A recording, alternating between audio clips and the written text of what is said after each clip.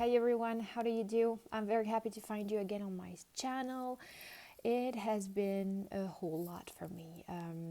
I have changed my work, so I've been working in another place, and due to COVID, there has been some issues, and I've lost my job again. So there's a lot of things happening actually. I have undertaken a new role, so now I am responsible for a team. So that was quite a great challenge for me, and I will be taking care of that until the end of the year. So this has been time consuming and energy consuming as well. Still, it was important for me to be able to share with you and spend some time with you because I've been missing it. The goal of today is to discuss with you on what it is to be a woman in a working, manly kind of environment, and what it means to have a child and have a family to raise, and all those stuff. How to decide whether you want to do a career or whether you want to be a stay-at-home mom, and find your place in that, and also taking the time for yourself, because this is also one thing that is very important to me and which I've already mentioned in my channel. So yeah, the goal of today is that. I also wanted to go on to, well, what it is to have a multicultural couple. As I think I already mentioned before, my husband is an Albanian and he's Muslim, and myself, I am originally from Germany. We both live in Switzerland, and I'm a Catholic. And this makes our couple very, I would say, complex and interesting. There's a lot of time multicultural couples. Maybe probably you're in love with someone that is not the same religion, not the same culture as you are, and you probably fear that your families, that your nearest people, that your friends accept it or not. Or maybe for yourself it's not easy, because of course there's these differences to take care of, to handle, and when you're maybe on the woman's side, it's always a little bit more difficult. So the discussion of today is really aimed on what it is to actually be a woman and handle all those things on a daily basis. What I would say is, I'm just going to randomly talk to you, because I have not prepared this video, and the goal for me is to keep it as authentic as possible on what comes into my mind. I would say the first thing is that, and that will maybe sound a little bit random, you need a lot of communication, and that means in all the possible areas. That means communicating a lot with your team, communicating with your boss, communicating with your spouse or your boyfriend, girlfriend, discussing with your family, and being aligned, and having the possibility to express what you feel and what you need. Well, sometimes it also helps the other just be not the way you would love them to be, but to at least understand. And I would say, so it's also okay to say that you're vulnerable sometimes, and also to accept that sometimes you're wrong.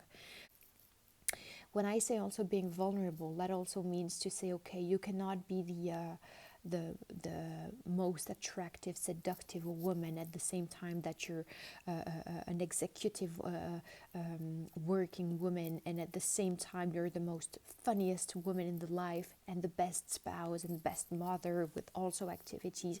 And I know that nowadays we're expected to be all that. We have fought for our freedom, we have fought for the equity between men and women, and we're now having to deal on so many panels. We have to be the best woman, the best mother, the best everything, and the best lover as well.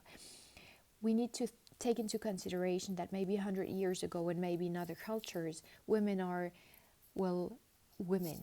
They have to be mothers, and they have to take care of their houses, and this is already 2 full-time jobs. On top of that, us in I would say our culture, in our period of time, we also need to be well, to keep our man, because if we're not attractive enough, then they have the right to go see other women. And we also need to do a career, and those are not always compatible, and we only have 24 hours in a day, and we sometimes have vulnerabilities, and those are just, well, lack of sleep, lack of confidence, and sometimes just the lack of energy. And it is so time consuming to actually have a child. First of all, because it is hard, and because the baby's need takes you the time away to eat, to sleep, and a lot of things, but also because there's a lot of humility that you learn having a child. You learn that you're not the unbreakable person that knows everything, because you can come very prepared and study every kind of possible scenario, but at the end you're just going to point out the very smallest scenario that you have not expected, or this scenario will come up but you will not have the possibility to solve it, where because either you don't have the competencies, or the skills, or I don't know how to say it, or either because you don't find the support that you need to have. So sometimes life just is what happens when it was not planned that way. And I like to think about life this way and just have the resilience to accept it. And that brings me to my third point. Actually, you need to learn resilience. And this is something that also comes with motherhood, but also comes with the life and experiences that you have. We need to accept how people are. We need to accept how we are. And this is very difficult. We are shown every day how perfect we need to be, and how we need to cook, and how we need to look. And we're always willing to have or to be something or someone that we're not. And I think we need to accept that we're just the way we are, with our strength and with our weaknesses, and that we have our own limits. But so those others, and we need to accept it. We need to accept that we have been given a certain amount of cards, and we need to play with them. And of course we can interchange cards with the others and build our own games, and this is what I wish to you, but sometimes that also comes with luck. Everything is not strategic, and we also need to embrace that. There are people that do things wonderfully and that are not able to have a baby. It's not their fault. They don't deserve what they're going through. Those are very, I would say, unfair things that can happen to people. And sometimes everything is not linked only on the fact that the harder you try, the better you do, because sometimes it's just not on you. And that brings me to the next point. Your value isn't on the amount of things that you do and on how great you do things. Your value and what describes you is on what you are and how you do things. Do you do them with love? Do you do them in accordance to who you are? And do you communicate things? Do you embrace life as it comes? Are you benevolent to the people that surround you?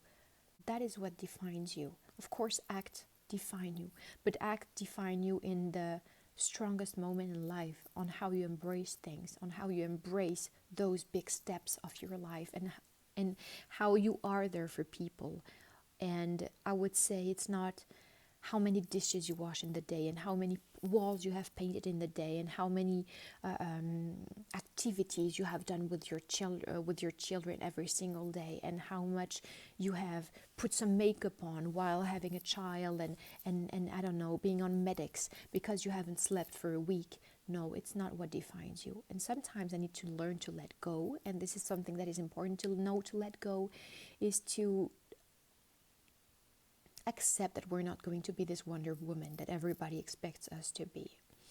And if you have the pressure on your family side and on your husband's side, you also need to discuss with that person or with those people to actually say, okay, this is my limit, and within this frame, I'm going to do all my very best. And let us also align on what you expect from me and what you need from me. But above and beyond my limit, I'm not going to be able to go. And if you love me and if you respect me, you're not going to ask me to do such. And this is where I come to actually a multicultural couple. And this is where communication is really key, because you also need to be accepted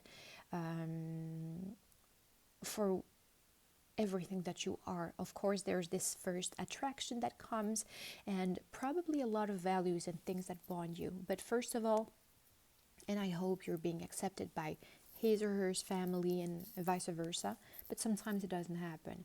And if you decide to move on, you also need to accept that this person has something that is very embedded into his or her education and on his values and on his way of seeing life that is just radically opposite to you. It's not because we all have a skin, two arms, two legs, I don't know, two ears and a nose, that we're just exactly the same. We're all human, of course, and we have this very same rights, and we have blood running into our veins. And I'm not talking about that. I'm saying that things that are obvious for a Chinese is maybe disrespectful for a Muslim, and is maybe, well, not even a thing for a European or for an Occidental. And this is what you need to take into consideration. And at some point, growing together side by side and maybe getting children together, you need to ask yourself the right questions and align yourself on the right things, because you do not need to postpone that, and then comes the baby, comes the engagement, and then you actually notice that the person is not the very same person that you marry. You're a woman that's willing to do career, and that also has, well, something for her at the end of the day, not to only give and take care of the others. And for your man, maybe in some cultures or on some mentalities, because we all have our culture. And when I say that, I'm not only saying about religion or about the country that you come from, but sometimes just in only your family's culture, what you have been raised onto, what is your mentality and how you see life, what is your education and your beliefs and values. And you need to be aligned on that and discuss. And first of all, aligned on you. I think with the time we'll also learn to be egoistic at some point, to say, okay, I give that amount of myself, but this and that are important to me, and only to me. They feel good only to me, but I need to feel good as well to be able to make others feel good and to take care of themselves. I mentioned something that was very important to me in my previous video, actually, when I mentioned, I think it was on the how to take some time for yourself video. I did mention the fact that at some point my husband, when we got the baby and I had issues breastfeeding, and this is going to be the topic of my next video, at some point he told me, I'm missing you smile. I had a very difficult birth. It was a very emotional, very critical birth as well, yet very quick birth. I gave birth in 4 pushes because I literally had to save my baby. Breastfeeding was a horror. For me, he had a tied tongue, and that was in the Swiss medical field. It is not accepted anymore to untie, to cut when any tie. Any tie, okay, they don't cut it anymore. Whereas a lip tie or tongue tie, they don't cut it anymore. So I knew what the issue was, and I had to just genuinely see my baby cry and not sleeping for days, and be on my boob, I mean, for 20 hours a day, and still not be fed. And I was exhausted. I was just exhausted, and I did not find the support, and I was just, well, I felt hopeless because I knew what was wrong and there was just no one to help. At this point comes my husband and he says, well, I'm missing you smile. You should be smiling. And I understood that as, well, first of all, a provocation, but on the other hand, well, not a threat, but I thought he said, you should be smiling. Your baby's healthy. And he kept on repeating that. Your baby's healthy. Not even you're healthy. You're feeling good. No. Your baby's healthy, you should be smiling. And that for me was an obligation. You should be smiling. Smile now. That is not the way it happens. And that for me was, okay, should I wipe my tears and smile just when you pass in front of me? And I understood afterwards, oh, That was an advice. You should be smiling. That means if you're not smiling, it doesn't make sense. That means do whatever it takes for you to be smiling, because this is how it's supposed to be. Your babe's not going to be okay, and your husband's not going to be okay. Nothing is going, your relationship's not going to be okay. And this is what I'm willing to come to. This is the last word. It's not easy to combine everything and to handle everything just the way we would like to. Take the time to live.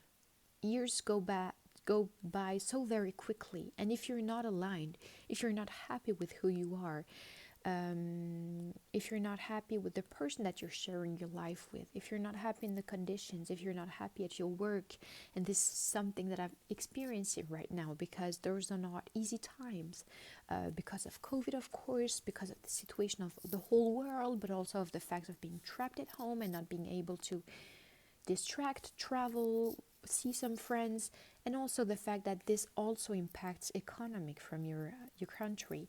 I would say just takes life the way it comes, and just as long as you find your balance, this is the right thing for you to do. So I thank you very much for actually assisting and listening to me if you're still there. And well, yeah, I'm just starting my channel. So if you would like to subscribe and maybe put a thumbs up, it will always be appreciated. Take care in the meantime of yourself, and I hope to see you soon. Bye.